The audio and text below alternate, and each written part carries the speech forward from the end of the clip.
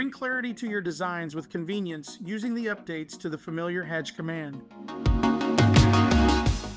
With hatch, you can add texture to your drawings through patterns, solid fills, and gradient fills.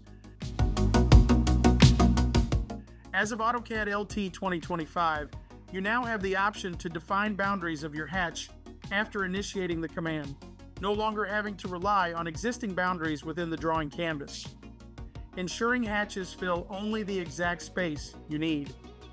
In addition to filling boundaries of newly defined shapes, you can now use open polylines to create hatch textures along paths using a specified width, further extending and streamlining the ability to use hatch to create highlights and improve readability in your drawings.